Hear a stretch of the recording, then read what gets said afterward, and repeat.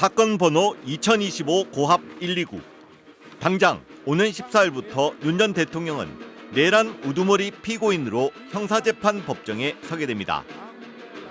형사재판에서도 윤 전 대통령의 계엄이 국회와 선관위 무력화 등 국헌을 문란하게 하려는 목적이 있었는지, 군과 경찰 투입을 폭동이라는 수단을 동원한 것으로 볼 수 있을지가 핵심 쟁점입니다.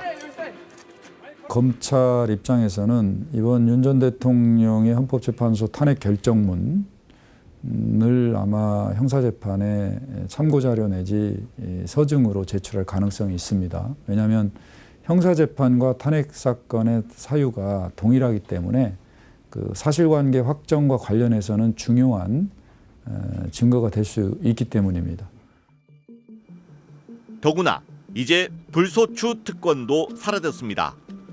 특검을 막아온 거부권도 향후 대선 결과에 따라 무력화될 수 있습니다. 계엄령 선포를 위해 일부러 북한과 군사적 충돌을 일으키려 했다는 외환 유치 의혹은 아직 규명되지 않았고, 요즘은 군인들을 쳐다보는 게 두렵습니다. 그분들을 어떻게 믿고 우리가 정말 일상생활을 하게 될 것인지 하는 자괴감도 느껴지고, 명태균 게이트는 공천 개입 의혹으로 연결되는 녹취 같은 핵심 증거들이 상당수 확보돼 있습니다. 내가 저 상현이한테 내가 한 번 더 얘기를 할게. 걔가 공관위원장이니까. 제가 진짜 평생 은혜 잊지 않겠습니다, 대통령님. 그래. 오케이. 예. 최혜병 사망 사건에 외압을 행사했다는 의혹인 이른바 VIP 경로설, 서울 양평 고속도로 특혜 의혹, 도이치모터스 주가 조작 의혹, 디올백 수수 사건 등 김건희 여사와 얽힌 사건들에 대해서도 제대로 수사하라는 요구가 커질 것으로 보입니다. 검찰이 주특기인 별건 수사를 통해 윤 전 대통령에 대한 재구속을 시도할지도 관건입니다. 대통령직에서 물러났다고 해서 바로 가혹하게 수사를 들어갈 것이냐, 이 부분에 대해서는 상당한 고민이 있을 것으로 생각을 하고요. 조직을 살리기 위해서는 아마 그렇게 할 수도 있습니다. 근데 이제 문제는 검찰에 대한 불신이 워낙 크기 때문에 변수는 앞으로도 윤 전 대통령 측이 사용할 가능성이 높은 법기술입니다. 저는 이번 계엄 선포와 관련하여 법적, 정치적 책임 문제를 회피하지 않겠습니다.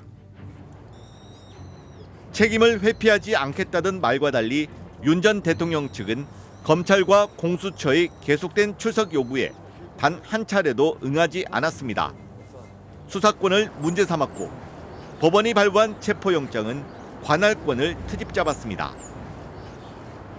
수사권이 없는 기관에 영장이 발부되고 또 영장 심사권이 없는 법원이 체포영장과 압수수색 영장을 발부하는 것을 보면서 경호처의 방해 속에서 어렵사리 현직 대통령을 체포하고 구속했지만 윤 전 대통령은 52일 만에 손을 흔들며 지지자들 앞에 다시 나타났습니다. 구속기간을 산정할 때 날이 아닌 시간으로 계산해야 한다는 논리를 개발한 겁니다. 이 구속 전 기자 신문 시간만 공개를 하는 것이 법리상 맞다고 판단을 하고 있습니다. 시간 분 단위까지 정확히 계산하기는 어렵지만 날수 기준으로 보면 1월 25일을 넘겨서는 안 된다는 것이, 국정을 책임지는 정치 지도자의 이런 대응은 사법 체계와 헌정 질서에 대한 불신을 불렀습니다. 법원에선 폭동이 벌어졌고 전문가해. 나와, 전문가해. 재판관들은 표적이 됐습니다. 어디 갔어? 어디 왔냐고. 야, 이 들아! 당장 멈춰라! 문영배! 이 넌 나한테 죽어!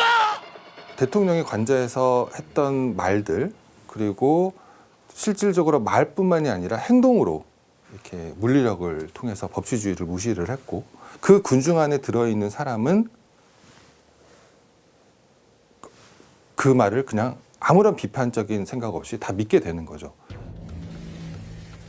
중범죄의 혐의 자체를 다투는 전공법이 아닌 사소한 절차와 같은 틈새를 파고드는 수법. 이는 윤 전 대통령의 통치 방식이기도 했습니다. 법에 있는 작은 허점이라든가 절차상의 허점 이런 것을 계속 물고 늘어지면서 결국 실체 판단을 받지 않기 위한 회피 노력을 계속 보였단 말이죠. 흔히 하는 말로 이런 법 기술자, 법꾸라지의 행태를 보인 것이다. 윤석열 정부 출범 2달 뒤인 2022년 7월 법무부 산하의 인사정보관리단을 만드는 문제를 두고 한동훈 당시 법무부 장관과 문재인 정부 시절 법무부 장관인 박범계 의원이 충돌했습니다. 이게 꼼수입니다. 이게 법치농단이에요. 저는 그렇지 않다고 생각합니다. 외향은 법치를 띠고 있지만 실제는 반법치다 이 말입니다. 저는 거기에 동의하지 않습니다. 행정각부의 직무범위는 법률로 정한다는 헌법에 근거해 법무부의 사무관장 범위를 명시해둔 정부 조직법이 있는데도 인사혁신처와 법무부 직제 시행령만 개정해 과거 청와대가 하던 공직자 인사 검증 업무를 한동훈 장관이 있는 법무부로 넘긴 겁니다. 검찰의 수사권을 다시 확대할 때에도 비슷했습니다. 문재인 정부에서 개정된 검찰청법에는 검찰 수사 범위를 기존 6대 범죄 중 부패와 경제 분야로 축소하면서 부패 범죄, 경제 범죄 등 대통령령으로 정하는 중요 범죄로 명시했습니다. 그런데 윤석열 정부는 등과 중요 범죄라는 이 두 단어에 근거한 거라며 대통령령, 즉 시행령을 통해 검찰 수사권을 확대했습니다. 국회가 만든 법률이 그렇게 돼 있는 건데 그 법률대로 하는 것을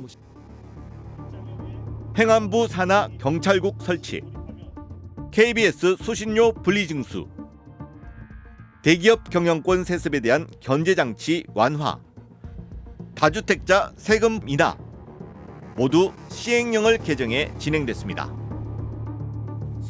이른바 시행령 통치, 야당과 협의해 법률을 고치는 대신 국회의 입법권을 우회하는 법기술을 동원한 겁니다. 민주주의와 법치주의를 교란시킨다는 거예요. 법에 기반해서 자신들의 정치적 뜻을 펼치는 게 아니라 법을 이용해서 정치적 목적을 달성하려고 했다. 다른 말로 하면 법을 자신들의 정치적 수단으로 삼았다. 대신 야당 주도로 국회를 통과한 법안은 거부권으로 무력화시켰습니다. 윤 전 대통령과 한덕수, 최상목 권한대행이 행사한 거부권은 무려 40차례입니다. 국회 개원식에 불참한 대통령, 시정연설엔 총리를 대신 보냈습니다.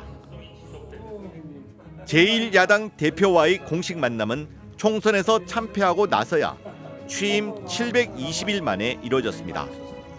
다 이제 건강을 회복하셨습니다. 향후 국회의 결정을 존중하겠다라는 약속을 해주시면.